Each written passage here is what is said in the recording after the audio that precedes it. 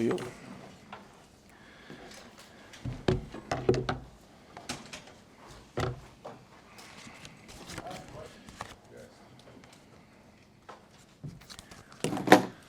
Tony, how did you challenge your guys to come back to work on this week? Well,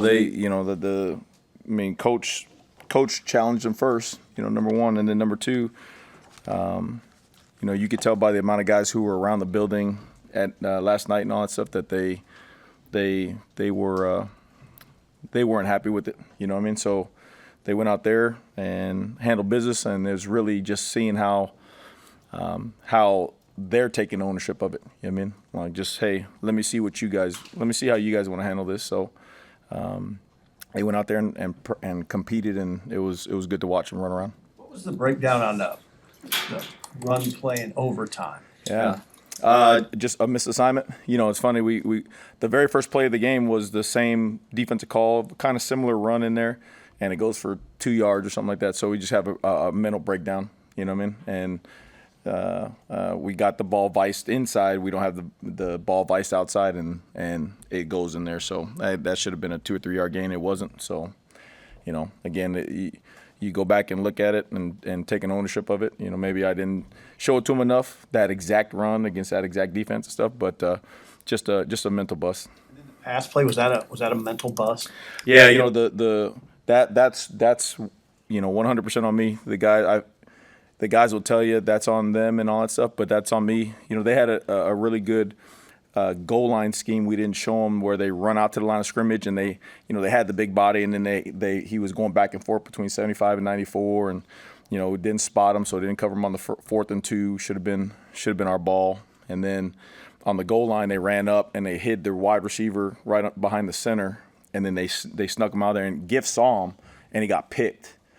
So again, good scheme by them. Did not show them all the trickeration down there in the goal line. So when that stuff happens, the first person to blame is myself, for not showing them that exact look. But it's now how are we going to respond to those things, because you put it on tape, so now you're going to see that kind of stuff. So you can bet we're working on that stuff. How is getting off the field on 3rd and 4th down something you guys can work on in practice? I mean, is it a thing you can work on, or is it just kind of like teachable moments, stay in your assignments? No, 100%. Great question.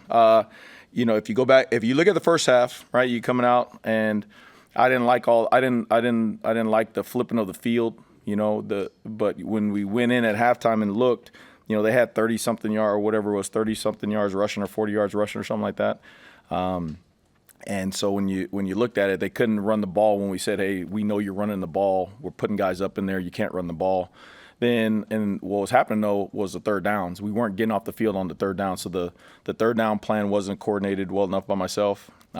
With the rush and the back end, you saw some things where we were getting home, but the coverage wasn't in the right spot, and then vice versa.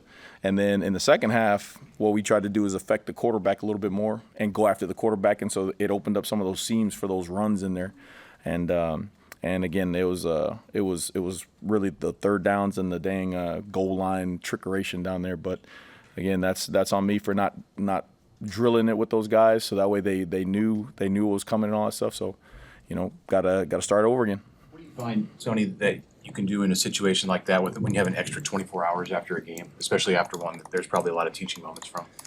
Yeah, you're back up in here right away. You can't sleep at all, and then you come back and you say, how does this not beat you again? You know what I mean? Like, you're gonna make mistakes. You're gonna get schemed up a little bit here and there. So now it's like, okay, what did they see? Why did they see it? And how do we prevent stuff like that from happening again? And then you go back through your whole process and say, okay, did we work enough, goal line passes last week? Okay, well, maybe we didn't. So now you work on goal line passes even more so. Third downs wasn't coordinated enough. So now it's, okay, emphasis on third downs even more so, So you're going back through and looking at the process and making sure that you're doing what you need to do to make sure that the guys are in those positions to make plays in the game.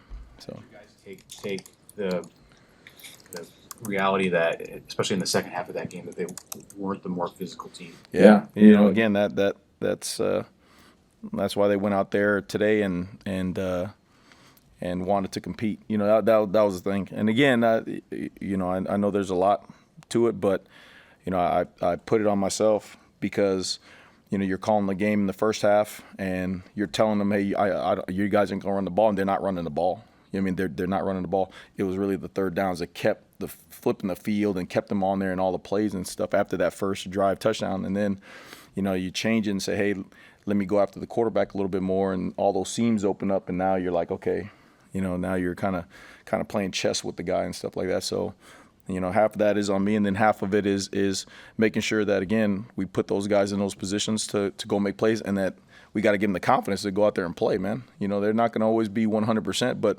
the prideful thing about that is guys play so damn hard and so damn physical that they make up for those errors. And just didn't feel like that chip on the shoulder, that edge was there like that. So where does tackling maybe rank on the list of issues that cropped up last week? Yeah, same deal. Again, you see coach says, tracking near hip, dominant contact. That showed up consistently, and it's guys just not cutting loose. They have a guy lined up, and they don't quite trust it, so then they start trying to cut a guy off, and then the guy cuts back on you and gains an extra 4, 5, 6 yards.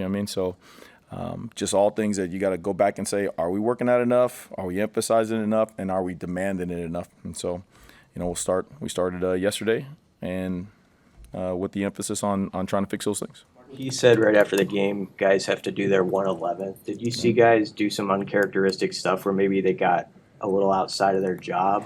No, I think it was just, again, the execution. Like I said, the first play of the game against the same call, 1 or 2 yard gain. They come back, run very similar run in overtime, and it's for 20 something yards. It's just the consistency of execution. And coach has laid down 3 things that he just wants this team to play with. He wants to take the ball away. We want to be the most physical team, and we want to execute. And so when you don't do 2 of those things, it's going to be hard to play good defensive football, especially with what the guys are doing on offense. We got the freshman QB over there balling his ass off. You score 24 points, you need to help his ass.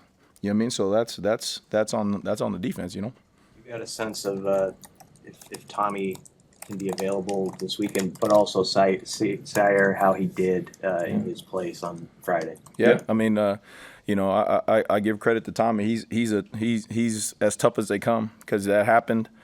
It happened, and we saw it, and he tried to tape it up, tried to put a foot in sole, tried to change his shoes, whatever it was. Like, he did all these things and went out there, and you could see after the first series, like, okay, he's not right, but he didn't want to come out. And then you throw Sierra in there, and that's a great story of a guy preparing to play and getting his chance. And I thought he was probably one of the most competitive guys on the field that night, period. Like, he wanted it. He was up in guys' faces. He was excited.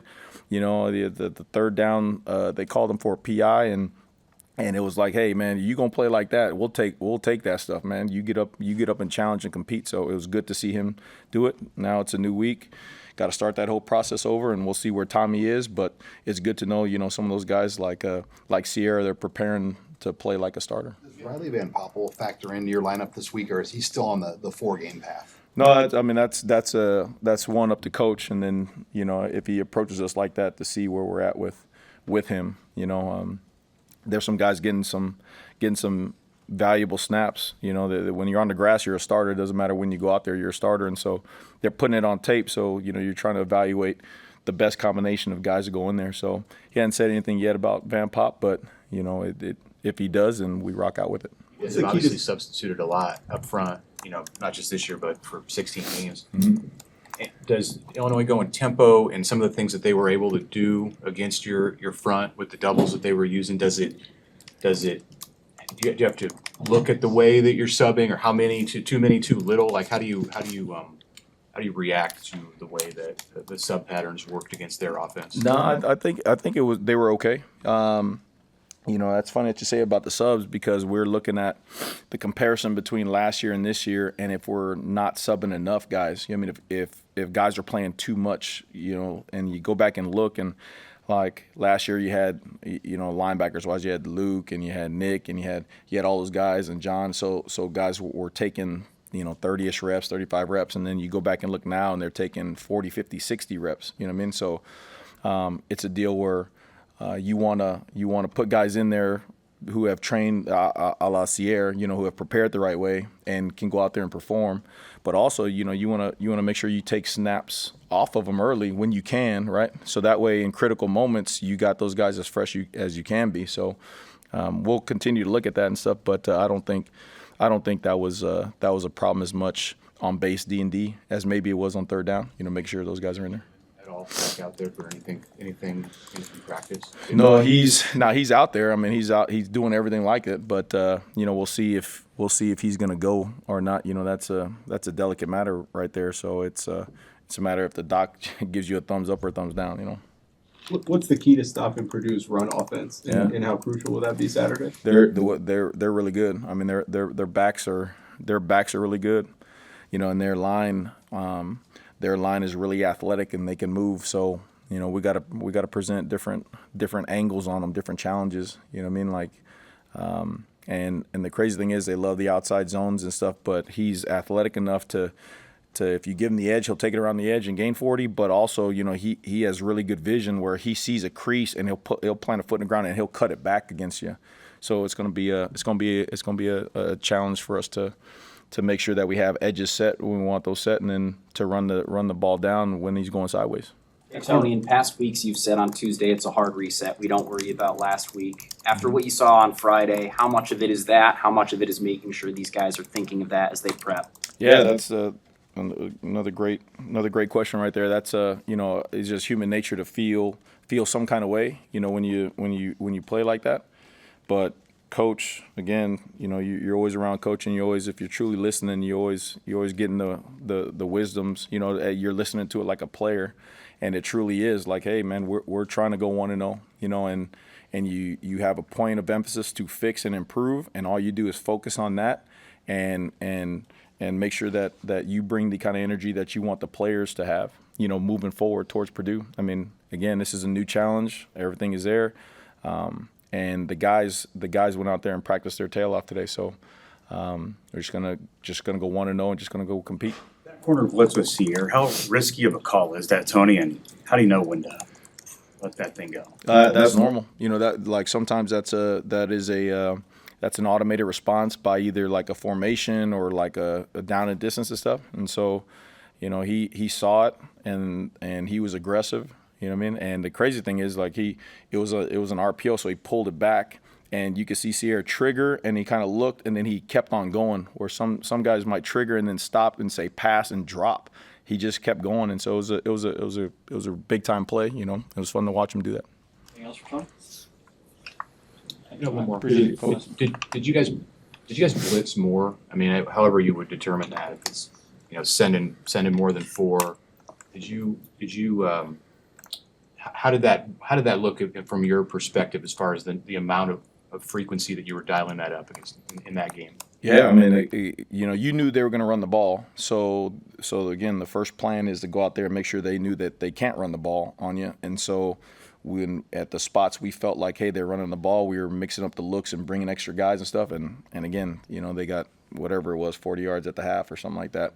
And then just went away from that to try to affect the quarterback a little bit more and get in the rhythm for third downs a little bit more. And like I said, a couple of those runs slice up in there, and then had some MAs and all that stuff. So definitely, you know, started mixing it up a little bit more.